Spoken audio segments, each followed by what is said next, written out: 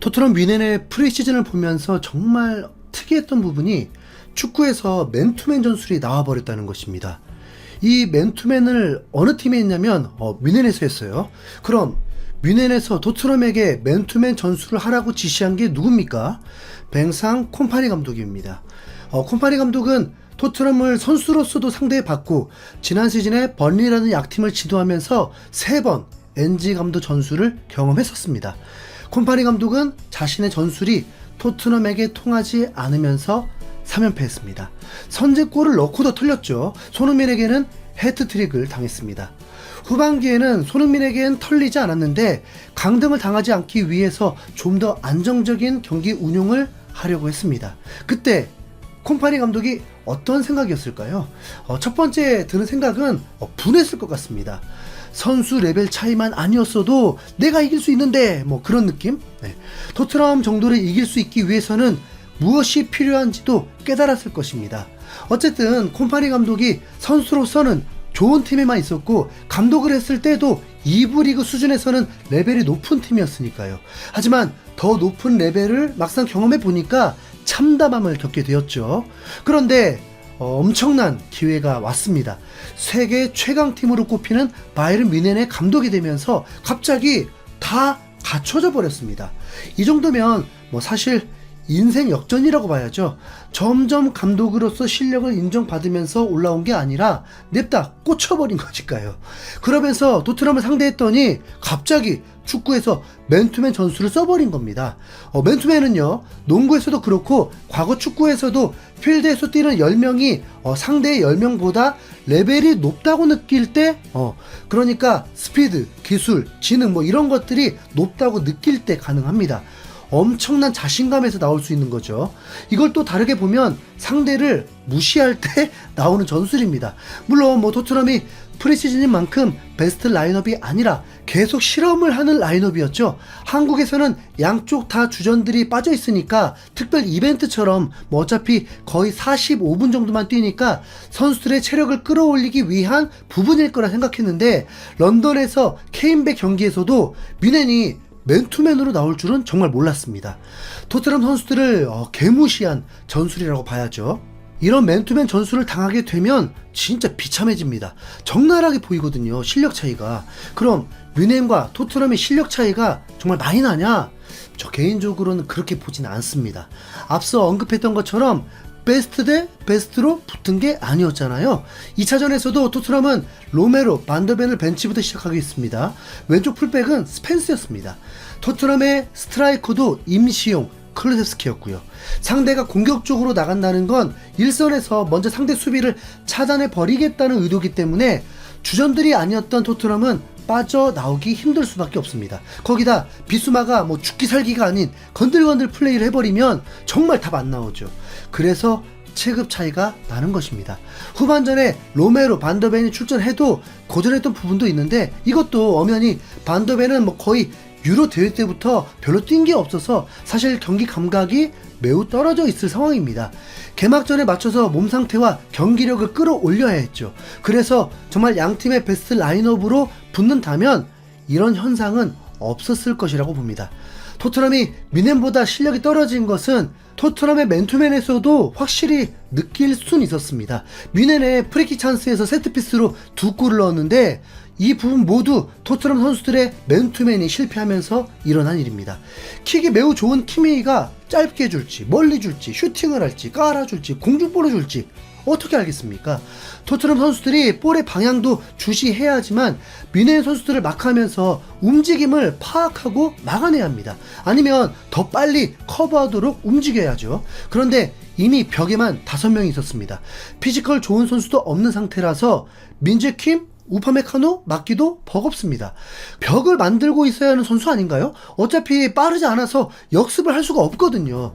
아마도 슈팅을 할 거라 생각한 것 같은데 뮬러가 뒤로 천천히 움직이면서 돌려고 하자 그때서야 클루셉스키가 따라서 움직였습니다. 본인은 순발력이 좋지 않잖아요. 볼이 본인 쪽으로 날아오는 걸 확인 후에 움직였는데 이미 뮬러는 더 빨리 뛰면서 공간으로 뛰어들어왔고 클루셉스키는 이미 타이밍도 늦었기 때문에 아예 막지도 못하면서 그냥 헤딩하도록 놔줘야 했습니다. 이런 건 세트피스 수비 훈련을 해야죠. 어떤 선수가 어떤 역할을 할지를 정해야 하는데, 설마 이게 맞추 훈련한 거라고요? 아우, 네, 그건 아닐 것 같아요. 미네 입장에서는 매우 퀄리티 높은 세트피스 골이었고, 토트넘 입장에서는 너무 어설픈 수비였습니다. 토트넘의 첫 번째 실점도 보면요, 지금 얘가 실점 직전에 왜 이러고 있는지 아십니까? 네, 우파메카노 마크하다가 우파메카노가 뛰어들어가면서 내패 깨치듯이 그냥 밀어버렸더니 수비 도움 1도 못 주고 넘어져 있었던 겁니다. 텔이 돌아 들어가고 그나브리는 아예 뭐 마크가 없었습니다. 이런 세트피스 수비는 정말 수준이 낮은 팀인 거죠. 오히려 레벨이 낮은 팀들은요, 이런 상황을 많이 당하기 때문에 더 철저하게 준비합니다. 토트넘은 주구장창 공격만 훈련하고 있는지 뭐 솔직히 전술도 뭐 그렇게 복잡한 것도 아니잖아요. 상대에게 슈팅을 허용할 수는 있지만 프리하게 슈팅하도록 두는 건 정말 혼나야죠. 뮌헨이 레벨이 높다는 건 이런 부분일 수 있습니다. 원하는 지점에 정확히 배달할 수 있는 능력이라는 거. 토트넘은 이렇게 정확히 배달되는 게 확률이 매우 낮다고 보나보죠. 엔지 감독은 세트피스 코치가 필요 없다고 했지만 뮌헨의 골들을 보니까 절대적으로 세트피스 훈련이 꼭 필요해 보입니다. 토트넘은 지난 시즌 세트피스 골이 아예 없었습니다. 코너킥을 통해서 2번의 헤딩골이 있긴 했지만 공격 진영에서 파울을 얻어내서 직접 프리킥 골도 없고 배달을 해서 넣은 골도 없습니다. 지난 시즌에 오른발 전담은 메디슨과 포로였는데 왜 그랬을까? 엔지 감독이 인지를 했다면 손흥민으로 바꾸는 게 더 나을 텐데요. 이제 단독 윙어인 만큼 그래야 되지 않을까요? 차라리 메디슨과 포로는 중거리 포를 준비하고. 토트넘 미넨전을 통해서 확실한 수확은 베리발은 정말 필요한 선수라는 것입니다. 18살 공격형 미드필더인데 전혀 쫄지 않고 싸우려고 하고 전진하려고 하는 것 자체가 멋져 보입니다. 우선 메디슨보다 피지컬이 훨씬 좋죠. 베리발, 메디슨, 클루셉스키 세 선수 각자 장점들은 있으니까 언제든 출전하면 도움이 될 수 있을 것입니다. 그리고 드라구신의 플레이를 볼 때 이 친구 프리미어리그에서는 실패할 확률이 굉장히 높다고 보여집니다. 뮌헨 공격수들의 민첩성과 정말 대비되더라고요. 유로에서 조별리그 베스트 11에 뽑힌 건 상대 공격진들이 그리 대단하지 않았고 안정적인 수비 안에서 수비가 뽐내졌던 것일 뿐, 토트넘처럼 수비 공간이 많이 넓고 맨투맨을 해야 할 때는 아마 치명적인 약점이 계속 드러날 것입니다. 로메로와 반더벤이 아스날 센터백들처럼 다치지 않고 풀타임을 뛰길 바라야겠죠. 솔랑켈은 지난 시즌 21골 중에 헤딩골이 4골이었습니다. 그리고 헤딩골이 뭔가 좀 죄송합니다, 스트라이커로서 머리에 맞았는데 운 좋게 골이 되는 느낌? 네. 우선 본머스에서는 자신에게 정확히 배달되는 것 자체가 어려웠을 거 아닙니까? 갑작스럽게 찾아온 찬스에서 머리를 댔는데 붕 떠서 들어가는 골들이었고요. 확실히 사이드에서 날아온 패스를 상대 수비와 타이트하게 붙어 있어도 해결을 할 줄 아는 선수였습니다. 그런데 솔랑케의 골들은 보면 패스가 잘 들어왔기 때문에 해결도 가능한 건데요.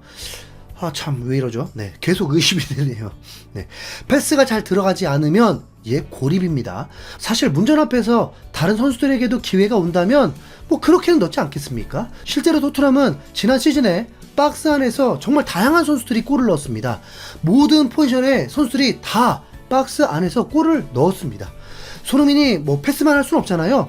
본머스에서는 솔랑케를 의존하는 플레이였기 때문에 기회가 많이 찾아온 거지만 토트넘에서는 득점이 매우 분산되어 있습니다.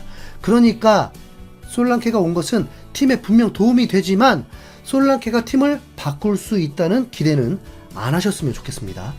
토트넘 미넨전은 솔직히 기대를 많이 했는데 정말 실망스러운 경기였습니다.